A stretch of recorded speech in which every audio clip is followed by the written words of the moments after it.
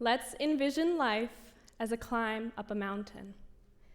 The peak of that mountain looks different for everyone, but we all spend our lives climbing towards something.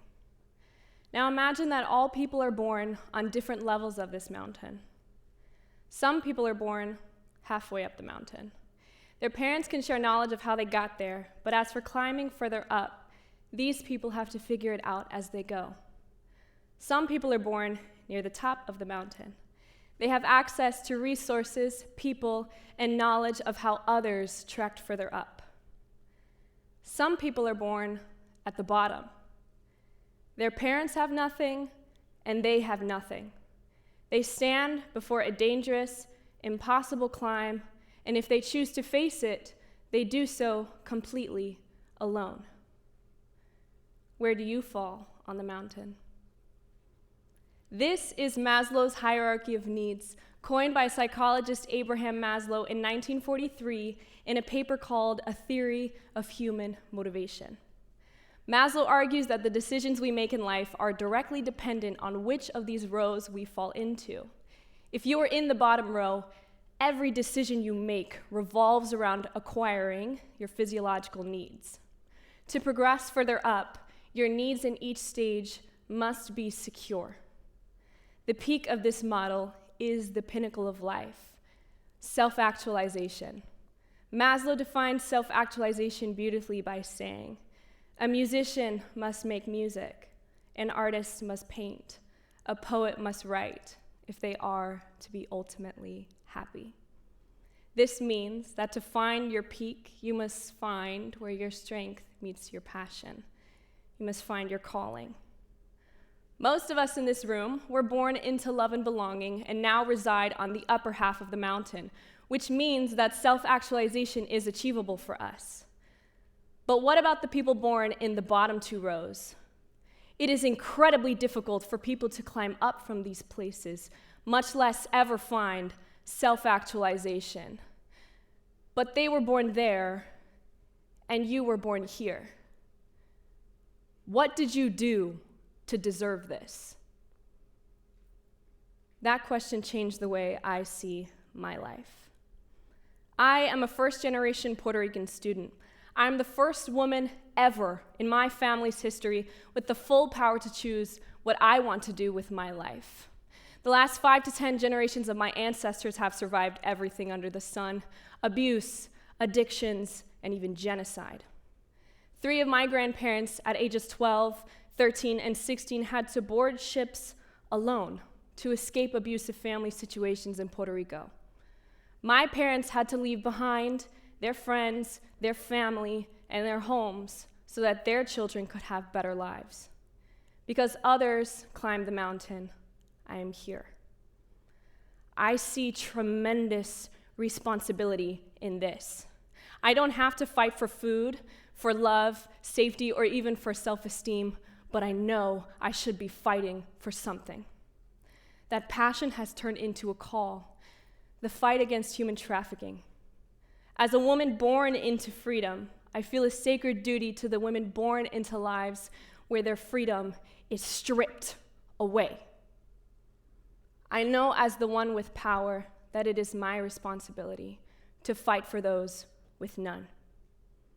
There is another who shares my conviction, and I believe he has found the elusive self-actualization that many of us spend our lives searching for. There in the middle is Peter Mutabazi, born as one of the roughly 13 million people in Uganda that live off of less than $1.25 a day. Growing up, Peter ate one meal every other day, and him and his family were beaten daily by his father. At the age of 10, Peter decided he would rather die at the hands of a stranger than of his father, so he ran away. After living 5 years homeless as a street boy in Kampala, Uganda, a family noticed him, took him in, and sponsored him to go to boarding school. Long story short, he went to school, he worked, he came to America. Now, Peter has a bachelor's degree in theology. He owns and operates a very successful business and YouTube channel. He's written 2 books, and in the last 8 years, Peter has fostered 47 children, including adopting 3 of his own. He has also helped over 100,000 children with childhoods like his obtain sponsors. When arriving in America, the doors were open to Peter to choose any path he wanted. When describing why he chose to become a foster dad, he quotes the Bible, Luke 12:48, and says, "To whom much is given, much is required." When he said this, I was reminded of a famous rendition of this quote from the first Spider-Man movies. With great power comes great responsibility. And that's when it clicked for me. We all love superheroes. Many of them are modeled to be ordinary like us, but come to inherit great power and use it to protect others. There is one superhero who was born just about as far up the mountain as you can get. Superman is widely known as one of the greatest superheroes. Clark Kent was sent to Earth by his biological parents to escape his dying planet Krypton. With no memory of the event, he was then raised by amazing adoptive parents who loved him and accepted him fully. Clark was born into love and belonging. Growing up, he struggled to progress into self-esteem because of his learned identity as an alien on planet Earth. But with the help of his parents and a couple close friends, Clark found his calling to become a superhero. What makes Clark Kent so special is that no epic trauma, misfortune, or death turned him into a superhero. He chose Superman when he could have chosen anything else. Clark literally had the world at his fingertips. He had made it into self-esteem and now could chart his climb to self-actualization.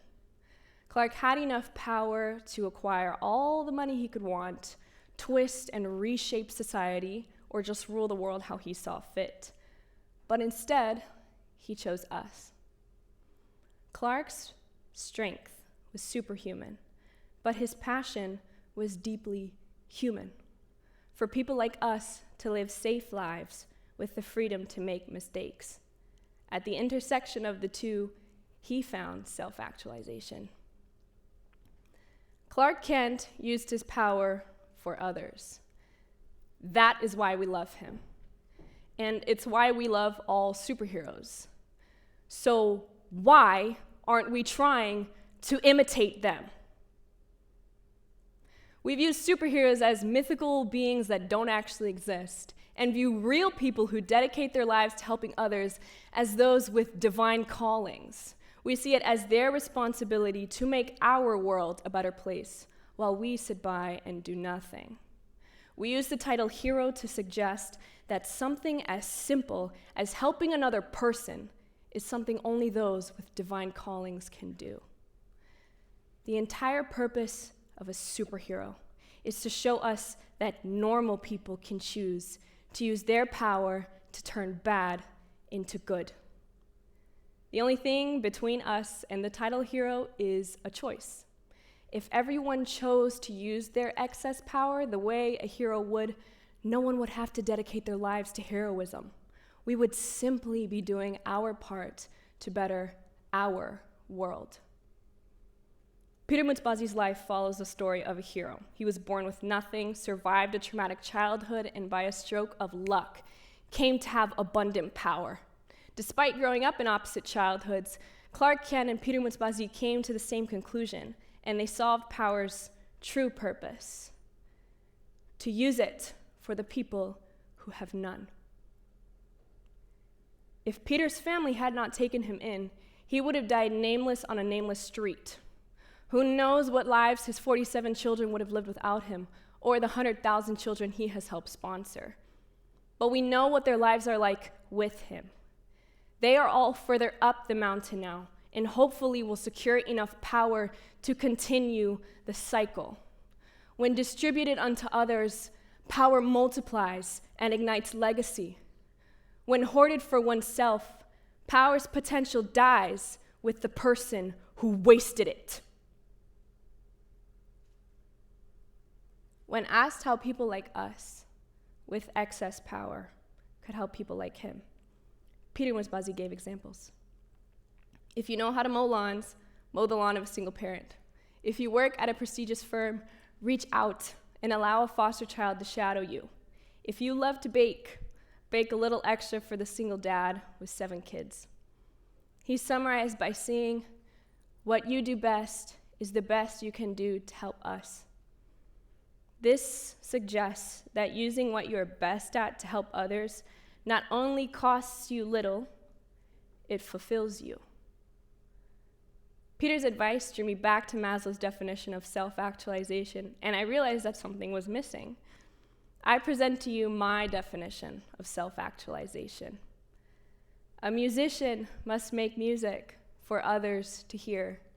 An artist must paint for others to see. A poet must write for others to read if they are to be ultimately happy. We are nothing without others. If we find our prospective peaks and no one else is there, all that's left is loneliness. And this extends further than just your current or potential children. You need multitudes with you in order to be fulfilled. Let's say you find your strength, you combine it with your passion, and you follow your calling to the peak. If the musician, artist, and poet have no audience, their work is meaningless. While many people are responsible for the duration and the end of our climb, our families are responsible for our beginnings. My parents and grandparents are the reason I am here. Peter's and Clark's families are the reason they survived, and someone else's hard work is the reason many of you are here as well. So I ask you again, what did you do to deserve this? See, the farther up the mountain you are born, the more resources, knowledge, and power you have prepared by those who came before you. What's interesting is that many of us are convinced that despite the help of others to get us where we are, the only way to go up is by helping ourselves. But if you try to find self-actualization by serving only yourself, not only will you never get there, you will spend your entire life searching and squandering what was entrusted to you. What if Peter, after arriving in America, chose riches instead? Imagine he designed his company to profit off of consumerism rather than altruism, made as much money as he could, and then died. Wouldn't you agree that his potential would have been wasted? And doesn't the same apply to the rest of us?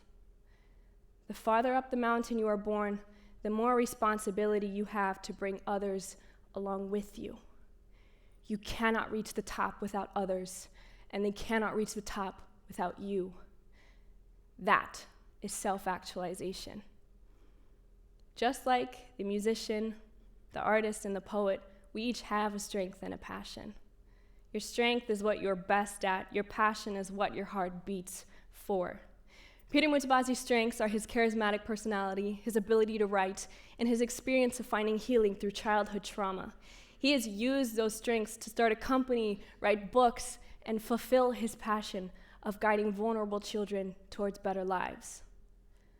My strength and passion are unfolding before you. I can write and I can speak. I am passionate about the obligation of one human to another and about fighting human trafficking. I'm excited to find where my strength and passion intersect in the professional field, and I believe it is there that I will find the ultimate happiness as I bring other women along with me. The same applies to you. We all search for self-actualization to find fulfillment and meaning. That meaning can be found at the intersection of your strength and your passion as long as others are there to help you thrive. Remember this. You did nothing to deserve your place of birth. This applies to those born into power as well as those born into poverty. The person at the bottom of the mountain has no power. They fight to survive and escape, like my family did. That is their birthright. The person born with power also has a birthright, and you know it well. In the famous last words of Peter Parker's uncle, with great power